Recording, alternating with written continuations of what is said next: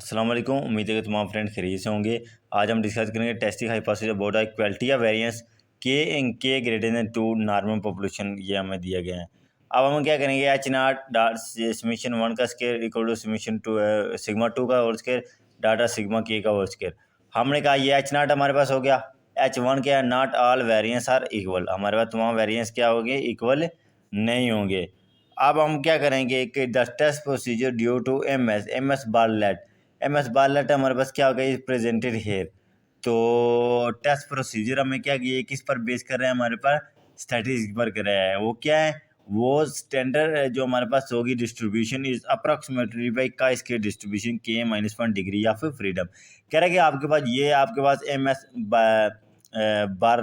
Bartlett presented यहाँ पर है कि टेस्ट प्रोसीजर आपके स्टैटिस्टिक्स पर बेस कर रहे हैं, जिसके अंदर हमने क्या करना है कि स्टैंडर्ड डिस्ट्रीब्यूशन अप्रॉक्सीमेटली हमारे पास कहाँ पर जा रही है, चाहे स्केयर डिस्ट्रीब्यूशन के अंदर। वो किसके डिस्ट्रीब्यूशन, जिसके अंदर के -1 डिग्री ऑफ फ्रीडम है।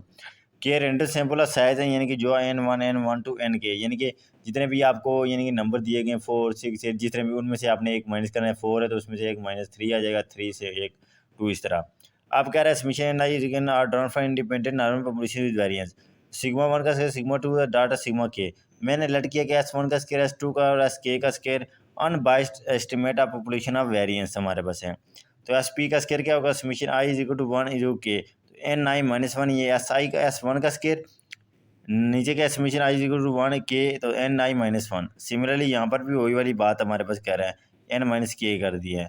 तो SI का और क्या I is equal to 1 NI x bar का और इसके डिवाइड N9 - 1।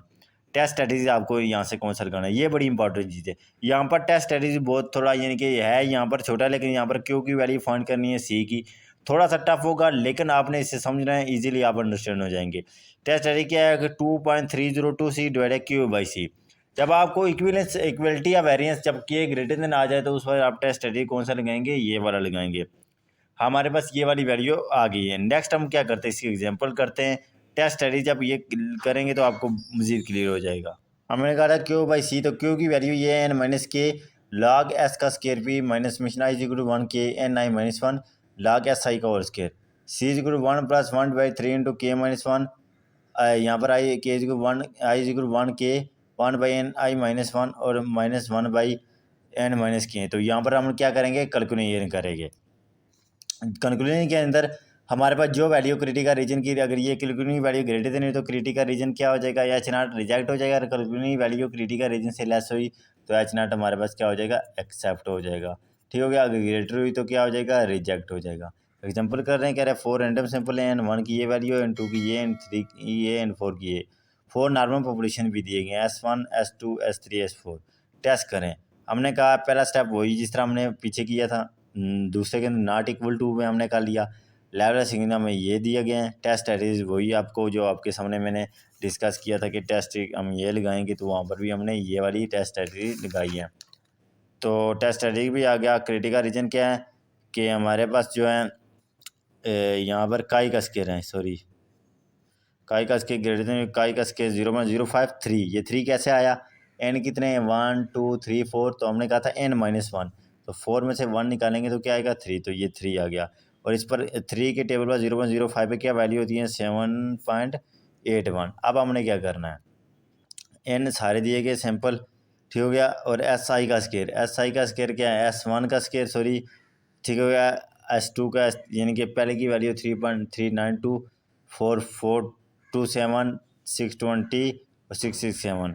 फिर क्या N-K, यानी कि उसमें से हमने माइनस किया N से मैंने के को यानी कि माइनस किया। वो कौन सी वैल्यू दी गई है, N की वैल्यू ये देखें, 11 में से एक माइनस किया 10, 9 में से 8, 12 में से एक किया 11, तो 15 में से एक किया तो मेरे पास क्या आया 14। इनको सम लिया, फिर इनको इस पर डिवाइड किया तो ये वाली वैल्यू आई। फिर इनका सम, फिर N-K SI, N-K की ये वैल्यू लिखी और SI के इसके साथ मल्टीप्लाई किया तो ये वाली वैल्यू आई। फिर N-K की ये इस वैल्यू को इससे मल्टीप्लाई किया तो ये आया। फिर इससे किया ये वाली आई, फिर इसको इससे किया तो ये वाली वैल्यू आई। यानी कि N-K ये देखें और SI का स्केयर इनसे मल्टीप्लाई किया। नेक्स्ट इस SI का हमने क्या लिया, लॉग लिया। इसका लॉग की 39 के 2 टेबल पे ये वैल्यू आई, 42 के पास 7 की ये आई, देन ये I. Then N-1 log S I का स्केयर जो एन आई माइनस वन था एन माइनस के, उसको हमने इसके साथ मल्टीप्लाई किया, यानी कि एन माइनस के को हमने इससे मल्टीप्लाई किया log की वैल्यू से। तो ये वाली इसको इससे मल्टीप्लाई किया, इसको इससे, इसको इससे, फिर इसको इससे, फिर इसको इससे, तो ये वाली वैल्यू आई। देखें पहले एस आई फाइंड करना है, फिर एन आई माइनस के, फिर एन आई माइनस के को एस आई के साथ मल्टीप्लाई करें, फिर 1/n माइनस के, फिर log ऑफ एस आई लेना है, फिर आपने log of S I square को एन माइनस के से फिर मल्टीप्लाई करना है। देखें अब क्या करना है, एस पी एस का स्केयर भी N I summation N I minus one, S I का square summation N I minus one. तो यहाँ पर इसी टोटल वैल्यू ये आई थी, तो एन आई माइनस वन की ये 43 आई थी। इसको डिवाइड किया तो मेरे पास ये वाली वैल्यू आई। ठीक हो गया, N minus K log of S का square P minus summation I equal 1 K N I minus one log S I का होल स्केयर। ठीक, अब क्या करना है, ये सारी क्यों की फार्मूला होता है, तो हमने एन माइनस के की ये वैल्यू लिखी, log एस पी स्केयर की हमने ये वाली वैल्यू लिखी, एस पी स्केयर की log एज इट रखा, माइनस किया ये summation I equal 1 K N I minus one log S I के स्केयर के साथ हमने ये वाला मल्टीप्लाई किया। अब हमने क्या करना है, सी की वैल्यू फाइंड। सी का फार्मूला कहता है 1 + 1/3 के minus one summation 1/n I minus one minus 1/n minus k. ये हमने के माइनस वन की जगह उसकी वैल्यू लिखी, तो ये 3 से मल्टीप्लाई ये आया, summation 1/n I minus one से ये आया, समीशन 1/n माइनस के से ये आया। अब हमने क्या करना है, ये मल्टीप्लाई डिवाइड करके प्लस माइनस ये वाली वैल्यू आई, तो ये हमारे पास ऐड किया, तो ये आंसर है। अब हमने वो फार्मूला लगाना है क्रिटिकल रीजन वाला, ये वाला फार्मूला कि K/C Q/C 2.3302 क्यू की जगह क्यू की वैल्यू मैंने लिखी, क्यू की वैल्यू क्या है मेरे पास, ये है आपके सामने जो मेरे पास क्यू की वैल्यू आई है, सॉरी ये है, और क्यू की वैल्यू यहाँ पर जो मेरे पास आई है वो ये है। ठीक हो गया, तो सी की वैल्यू ये है, मैंने उस पर डिवाइड किया, फिर मज़ीद ये वाली वैल्यू इसको ऊपर वाले से मल्टीप्लाई किया, नीचे डिवाइड किया, तो ये आया वैल्यू।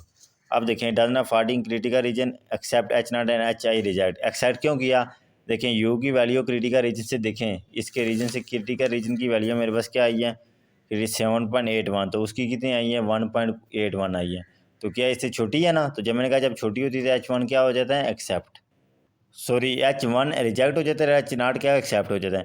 1.046 आपके पास 1.04 लेस देन है 7.81 से, सो हमने क्या किया H0 को एक्सेप्ट और H1 को रिजेक्ट किया। तो इस तरह क्यू की वैल्यू फाइंड करते हैं, ये फार्मूला याद करिएगा और सी का भी फार्मूला, तो इस तरह करके आंसर आ जाएगा।